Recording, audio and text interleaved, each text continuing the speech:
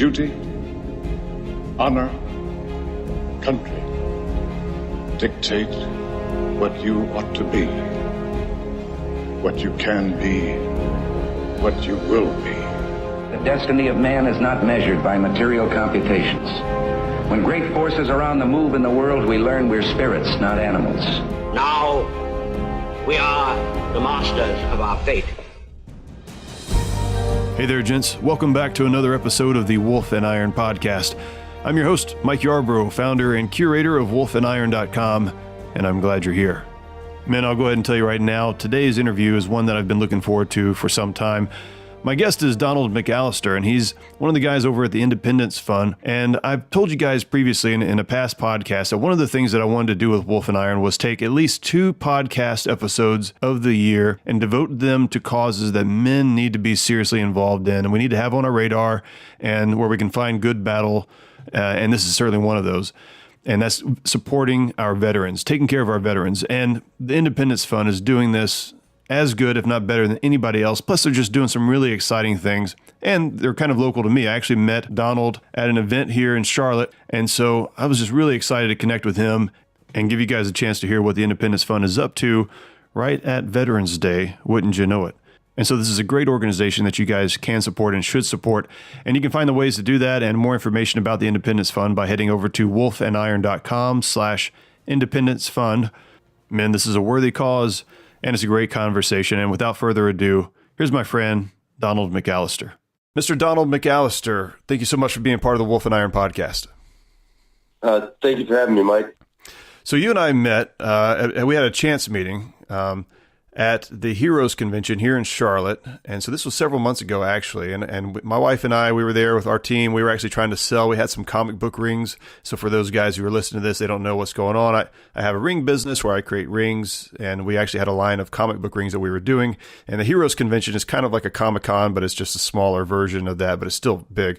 And my wife actually ran into you guys. She was wandering around the place trying to find something to do that wasn't sitting in a booth. And she ran into you, and she came back with these awesome t-shirts on, and she's like, you got to meet these guys. They're doing all this cool stuff with these track chairs, and they're helping veterans out, and you got to get them on the Wolf and Iron podcast. And so you and your family came over, I believe, and then we got a chance to meet then. Yep. So that was a really cool encounter, and I've been following along with what you guys have been doing since then. So tell us about what the Independence Fund is and what your role is in it. Okay, so the Independence Fund, we're a veteran service organization. We're a 501c3, and basically, I could read our whole mission, but the big thing about the Independence Fund is we work to help veterans and their caregivers and their families just get some independence back. And the way we do that is through 3 separate pillars right now. So it's three big programs we have. We have our mobility program with the awesome all-terrain track wheelchairs and different types of all-terrain devices that we help the veterans get back out there, get after it, do the kind of things that they love, and just feel like they feel like they get a piece of themselves back, and it just it's amazing to see them get out there with it. Yeah. We also have a wellness program where we're partnered with the Eisenhower Center up in Ann Arbor, Michigan. They have a program called After the Impact. It was originally started for NFL players with TBI, anxiety, things like that. And then it kind of morphed into a bigger program. So we send 2 veterans a month to that with a couple of NFL players and a couple of first responders. And it's basically they are in it's an inpatient, but it's not in a hospital. It's out on the farm. They all live together. They farm, they fish, hunt. They do counseling, cook together, just live together. And they, all these guys from these different worlds come together, and they realize that their worlds are also similar because of the type of structure and everything like that. And what's awesome about it is it gets these guys together, and they all think, I'm the only one going through this. And then all of a sudden they meet people going through the same exact things, and it just kind of changes their life. So it's an awesome program. Like I said, we send 2 veterans a month. It's about $17,000 per person to get them through the program. Wow. But it's well worth it. And then we work to kind of give the caregivers, give them a little relaxation, a little respite. So we right now we're doing I think we've done 6 caregiver retreats in the last year, and next year we're planning 9.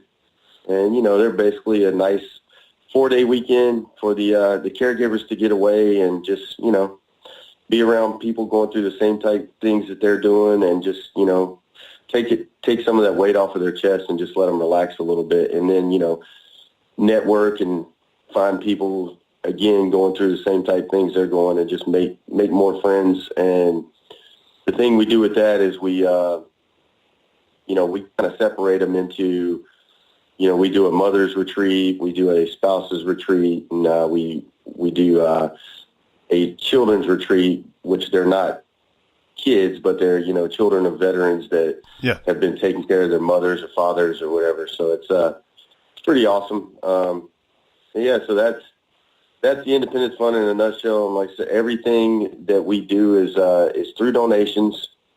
I also need to say that since the Independence Fund has been established in 2007, we've given out over 1,700 of the mobility devices, and on average, they're anywhere from $15,000 to $18,000 a piece. Jeez. So that's awesome. So there's a lot of people out there that really care about our veterans and what they're going through and really want to help. So. Yeah, no, absolutely. And, like I said, I just love what you guys are doing. It's you guys are, you're honing in on a couple of areas that veterans obviously are going to be struggling with, especially our wounded vets or those who are coming back with maybe not so obvious wounds.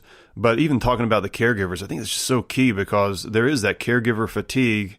And, people are, not only are the vets coming back, if they happen to have somebody who's willing to take care of them and help them out, the people aren't prepared, the moms, the dads, the children, whatever the case is, aren't necessarily prepared to handle this totally new and foreign change, and somebody that probably left capable and independent and now comes back and needs some help. And so I think that's awesome that you guys are doing that. And you guys, guys that are listening to this, Donald's talking about how there are a lot of people out there that love the veterans. I know you guys are a big part of that, and that's one of the reasons why I want to dedicate a certain segment of the podcast, at least one episode a year, to speak to somebody who's doing something like this with our veterans. And so this is really exciting for me. Donald, give us an idea of some of the struggles that veterans have that are coming back from wartime, maybe even peacetime, but it's just that transition. And we may be talking about the wounded vets. We may be talking about those who have PTSD, so it's not so obvious. But talk about some of the challenges that they have just kind of coming back home and getting into back into civilian life, so to speak. Yeah, well, I mean, I can tell you, Mike, like from my personal experience, I did almost 25 years in the Army, 5 combat deployments, and, I was severely wounded back in 2003, and I didn't transition then, but the Army was gonna, I was in that I might get medically retired and everything, and I just didn't know, what I would do next. Yeah. And, fortunately I was able to heal up and stay in the military, but over the years I've seen so many guys get out that, because it's a tough life, and then you deploy and you go to one of these places and you see things that, human beings are not supposed to see. Right. And, you come back and then you're like, I just can't do that anymore. And then you get out of the military and you think that, the grass is going to be greener on the other side and everything's going to be kumbaya.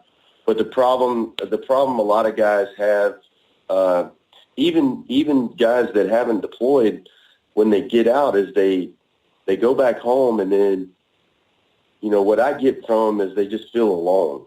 You know what I mean? Because, people empathize with what they've been through or the military, but they don't really understand it. And then, these guys, they're so used to, they have this structure, every morning somebody's telling you when to get up, when to shave, when to brush your teeth, where to be, what clothes to wear. And then all of a sudden you don't have that. And then you're in an environment to where, everybody kind of does their own thing, and they really have no clue what you did, and there is no way that you could articulate that to them. And then all of a sudden, these guys just get into that, they just, from what I hear from them, is they get to where they just feel lost. Yeah. And a lot of that, the ways, like I tell these guys, the ways we can fix that is we reach out to each other. Like if I'm going through a lot of issues, whether it be, I feel like nobody relates to me, or I'm just angry or anything like that. If I talk to somebody, like it doesn't matter if he's in the Navy, Army, Air Force, Marines, I talk to him and then all of a sudden he's going through the same stuff, then I'm not alone. You know what I mean? Yeah. And that's what we, that's a big struggle with the guys that aren't wounded. Now, for the guys and gals that are wounded, I think the struggle is, you're this A-type personality. You've always been in good shape. You've always been a go-getter, getting out there, getting after it, physically, doing what you want to do, and then all of a sudden you can't do those things anymore. And it's just like your world just crashed down on you. But at the same time, you have those people that love you and will step up and take care of you. And it's like, how do you, guys like me and, like, for example, my wife had to, when they finally let me out of the hospital after a couple months, my wife still had to pack my open wounds. Yeah, man. And for me, being laid up and not being able to do anything, when I was 30 years old was almost worse than death, if that makes sense to you. Sure. Yeah. And a lot of these guys feel the same way. But when they get through this and then they realize that they do have the support of their family and they got the support of their brothers, and they know that, hey, the guys that are over there right now wouldn't quit. I can't quit either. Yeah. We guys like you and me, man, when we talk to them and we let them know that, hey, we support you, dude. But the other thing with these guys too is, I'll tell you, anybody listening, if you run into a veteran that's like severely wounded, whether it be an amputee in a wheelchair or anything, don't treat them any different than a normal person.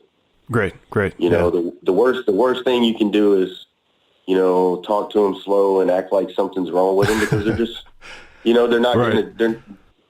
they don't want people to feel sorry for them because they want to get back after it. But yeah, the real struggles, though, man, for these guys is just not being in that community anymore. And, being in the military is a different world than being a civilian. Yeah. And it's not that civilians don't care, and it's not that civilians don't love them. It's just, they don't speak the same language. Yeah. And that's the hard part, No, that's absolutely right. And that's excellent, especially that last point about just, if you see a wounded vet out there, appreciate them, talk to them like anybody else, but don't treat them like everything is wrong with them, right?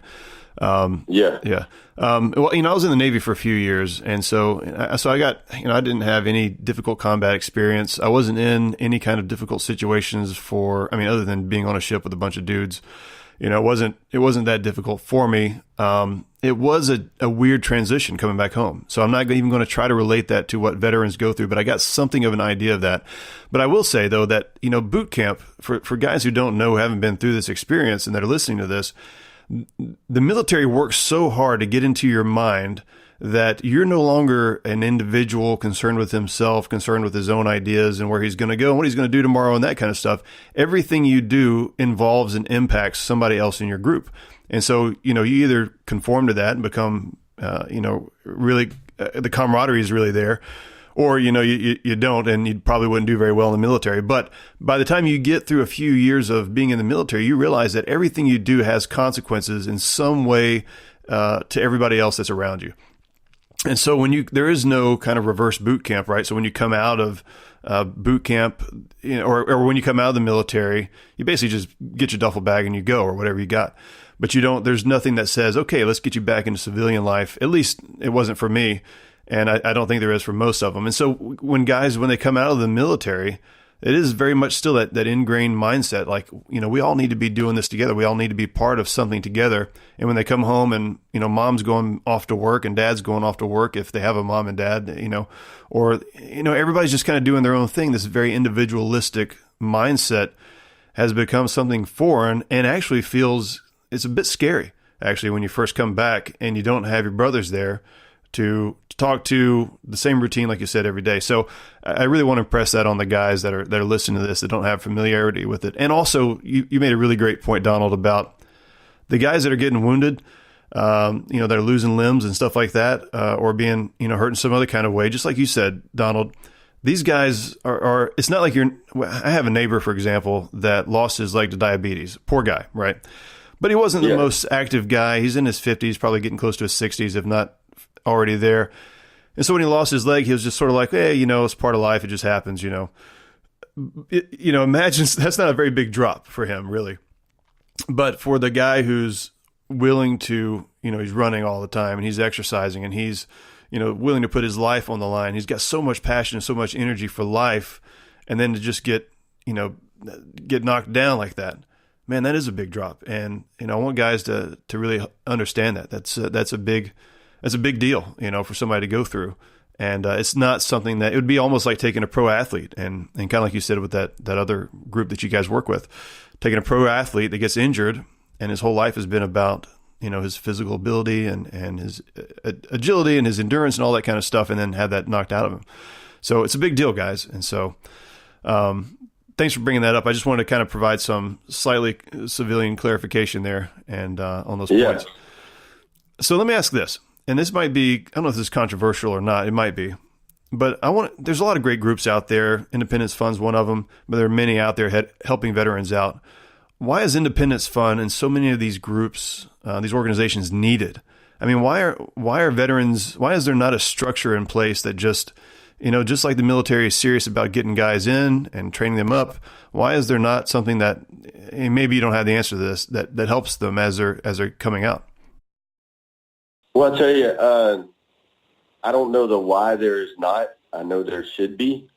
A bunch of us senior guys, as we're getting out, I'll tell you, like I said, I got out of the Army after almost 25 years as a, senior enlisted guys and as a command sergeant major, and there was no transition for me into the VA as to, how to go navigate that system and do all that stuff. There's there's no transparency there, and there's no, the military, yes, you transition out, but it shouldn't be a transition just out. It should be a transition into a new life. And also, at the same time, into that life, you're also transitioning into a new medical system. And it should all flow together. But the problem is it doesn't. And I will tell you, the reason organizations like the Independence Fund are needed is because there are so many gaps out there with the VA systems and, with the way that veterans transition out of the military and everything, that these holes are out there that need to be filled. For example, our mobility devices. Yeah. If, VA, they're considered luxury devices. Wow. Because they're, they can give a wheelchair, which, yes, a wheelchair is good, but if I'm an outdoorsman and, and they have all these this technology out there that can get people back out to doing the things that they love. Mm-hmm. Why does the VA, why can't they provide things like this, Yeah. And it's organizations like ours that just have to step up and figure it out, there are organizations that provide, severely wounded veterans, housing. There are organizations that, help them build make modifications to existing housing for ADA accessibility and stuff like that. When the VA technically does that, but if I'm a guy and I'm in a wheelchair and I need my house to be modified or, renovated or whatever for wheelchair ramp and everything like that, like I know one guy, for example, it took him almost 2 years to finally get it approved. Yeah, absolutely. Yep. All the bureaucracy, red tape. Yep. Or there's the, you get, you're in a wheelchair, you're an amputee, and then there's this doctor that you have to see, and then you have to get a new prosthetic or something like that, and then you have to go see a doctor to prove that you're still immobile. It's not like your leg's going to grow back, Right. So that's what I'm saying. It's insane. So it's like, it's not, from what I've seen, it's just the systems are not there, and it's because the military and the VA, they just don't really talk. They're two separate entities, and that's what messes it up. And then with what you said, me and some of my buddies have been talking about this a lot, and something has to be done. Like, for a guy like me with all the time I had in the military, it's easier for me to transition because I'm an older guy. My kids are grown. I've been around, I'm mature, but think about you're that young guy, joined the military, 18 years old. You've been in for 6 months, and then all of a sudden you're in combat. You come back, like you go to combat for a year, come back for a year, go to combat another year, and then you get out. But there's nothing to ensure that you're ready for that transition, especially, your mental state. Like, there's nothing to kind of get you out of the fight or flight mode and into the, hey, I can coexist with everybody else. And it's something needs to be there. And I know there's a lot of talk with making things like that happen. But right now there are some check the block type things when you get out of the military. I mean, you're in the Navy when you got out, there's that check the block. So somebody can say, yeah, we did this. But, right. Yeah. But what prepares them for civilian life, Exactly. A 5 day, 5 days of briefings from all these different organizations does not get you ready for civilian life. No. And it doesn't. And like you said, these guys, they're so used to, if I don't do my job, then somebody else is going to die. Yep. And, I'll take a bullet for somebody, and then you get out, and then all of a sudden the people you're around don't have that type of mentality. Yep. So it's like, yeah. So, I mean, I don't have an answer to that question, but I do know that it's needed. Yeah, absolutely. And like I said, the reason these organizations are needed is because there are so many gaps out there that need to be filled. And I'll tell everybody listening, the physical wounds are really bad, but the invisible wounds right now they're really, really bad. When you see a veteran out there, just talk to him, just talk to him. Because sometimes that could save somebody's life, believe it or not, just talking to them. Yep, absolutely. Absolutely. That's great. And, guys, we're not waiting around for the government to get involved, to get their act together, because we'll be waiting forever if that's the case. So that's why, that's why organizations like yours, Donald, the Independence Fund, the one you work for, and others out there are so needed, and we've got to get behind them.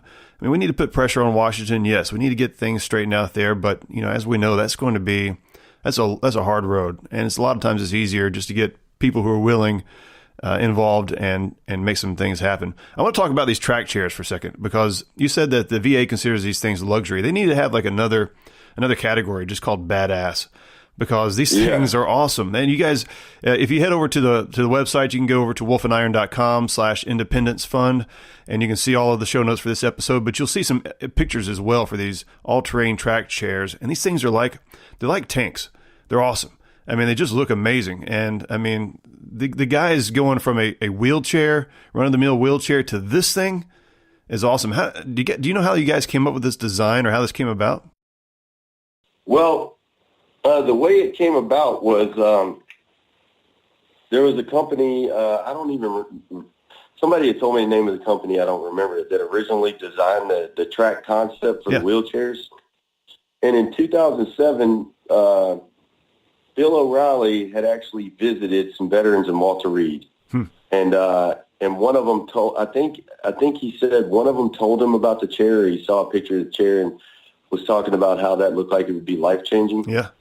So Bill O'Reilly actually, he made it his personal goal to raise $20 million when we first stood up to buy the first, X amount of track chairs to give out to veterans.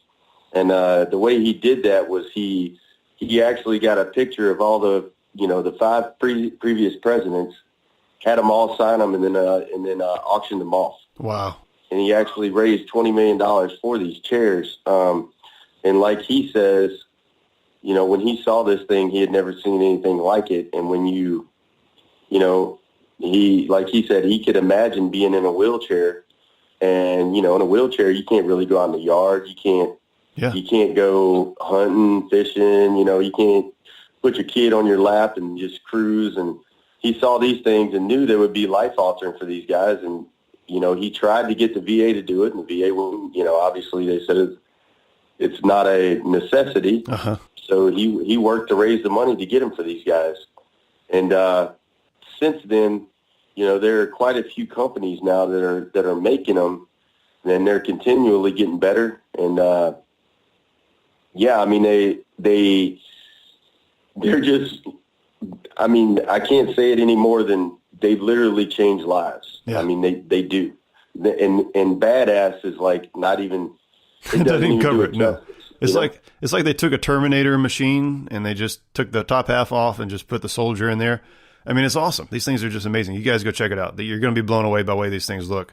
And so what are some of the reactions then that you get from the veterans as they get these things? Because I know you said you guys have given away so many of these things over the years. What kind of reaction do you get from the vets that are getting these things and they show up on their doorstep or however that works? Yes. Well, I tell you, man, I have been there personally since I've been a part of the fund for quite a few. And, just to see the guy when he sees it's amazing, but once they sit in it and start going, yeah, the tears are flowing, the grins from ear to ear, and it's like, holy crap, dude. I don't have to try to push a wheelchair through this or this little scooter thing I got. Now I can just get out there and freaking go. Yeah. And, the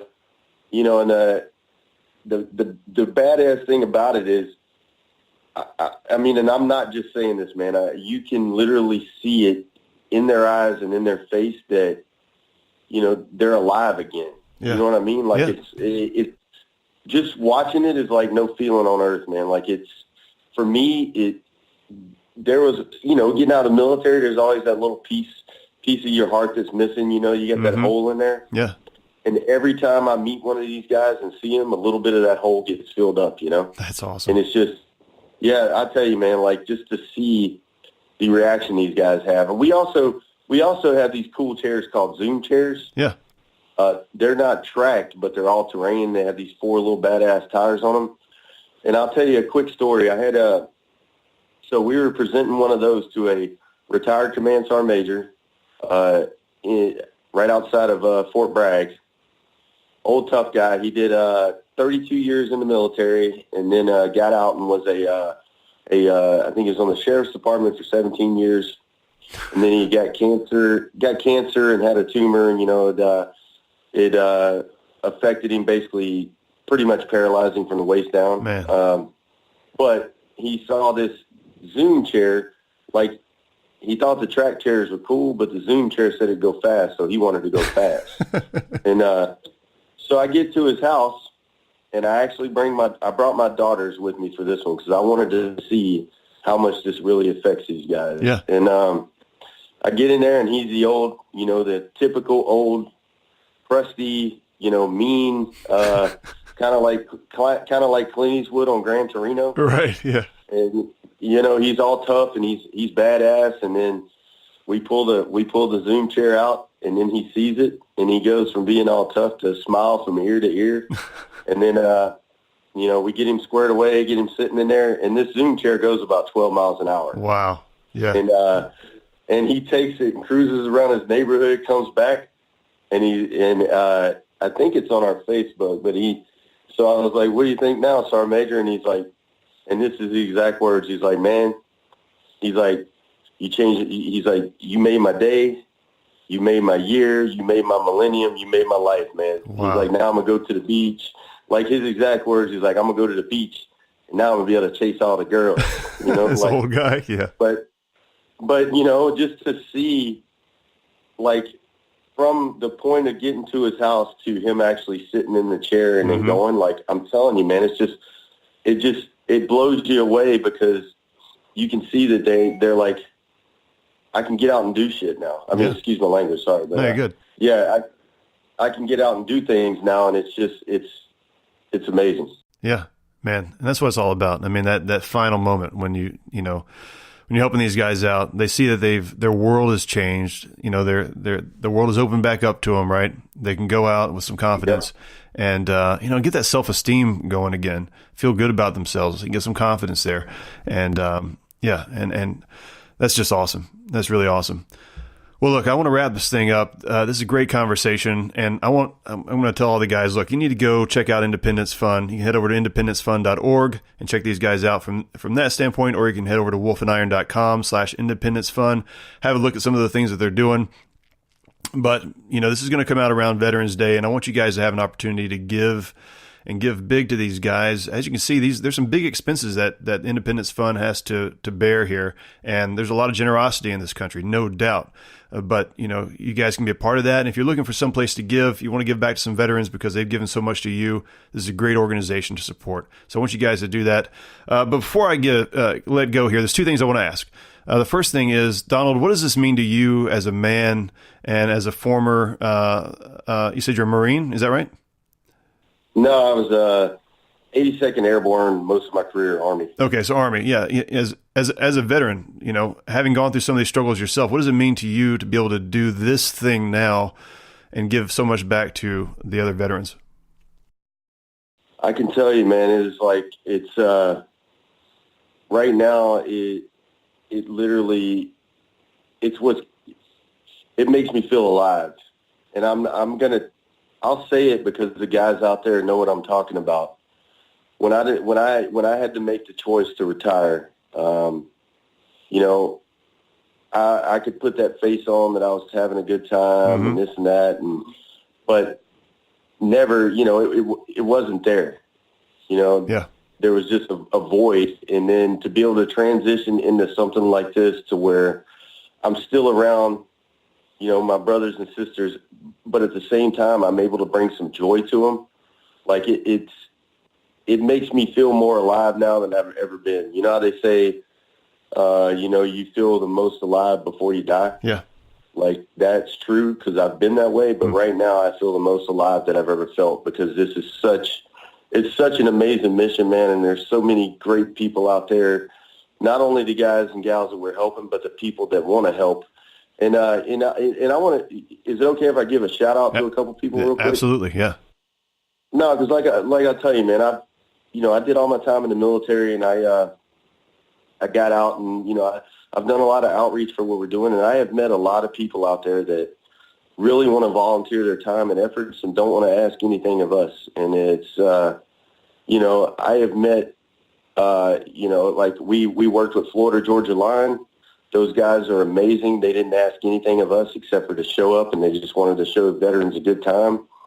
The guys from Otherwise, Ryan, Adrian, Tony, and Brian, those four guys truly, truly love our vets and will do anything they can for them. And, they're out there trying to raise awareness for the Independence Fund and what we're doing. And, Jose Mangan from Liquid Metal. I mean, there are all these people out there that are just trying to get the word out on what we're doing, just like you, Mike, that see how important it is, because they have family, they have friends, and they have everybody else that they've seen that there is this void of coverage that needs to be covered, and these people really want to help. And I just tell you, there's so many amazing people out there, and, all I can say is volunteer somewhere, help people out. And the other thing is for you listening, these especially veterans, most of them will never ask for anything, but the way I look at it is we as Americans owe them everything. Absolutely. So, yeah. So absolutely right. Well, I know you said you before the podcast kicked off here, you mentioned that you had an event coming up. This is going to come out around Veterans Day. Tell us about that event. Yeah, so 18 November, we're doing our event called the Decade of Independence. It's going to be our 10-year anniversary event. It's going to be 2 to 6 o'clock in the afternoon on Saturday, November 18th, out in Weddington, North Carolina, on Hunter Farms. It's open to everyone. If you go to our Facebook page, there's a link to sign up. All veterans are free. Anybody else is $35 per ticket, but the money covers food, drink. We're going to have beer. We're going to have a whiskey tasting. We're going to have Josh Grayson perform. There's going to be 2 paraglide demonstrations. There's going to be games for the kids, tractor rides, stuff like that. It's just going to be a really good time, a time for a bunch of people to come together, both veterans and civilians that really want to celebrate life and celebrate, taking care of people, and that's what it's all about. So please check it out. Like I said, it's on our Facebook. The link is there, and it's going to be a great time, and we'd love to see y'all out there. That's awesome. That's going to be great. I'll try to get the news out about that as well on my end before this podcast launches to give people a little bit of a heads up so they can make some plans to get out there. And look, Donald, this has been a great conversation. I've been looking forward to talking to you for so long. And look, I appreciate what you're doing so much and what the Independence Fund is doing. And keep up the good work, my friend. And just God bless you and all the veterans out there that you're helping. Well, same to you, Mike, and thank you so much for helping us raise awareness. And, thanks for all you do, man. Absolutely. Well, there you have it, men. I'd love to know what you thought about the episode. Feel free to reach out to me on any of my social media networks. And look, if you got something out of this, make sure another guy does too. Share the episode and make sure it gets in front of the guys that need to hear it the most. Until next time, keep your powder dry, and may a fair wind be always in your sails.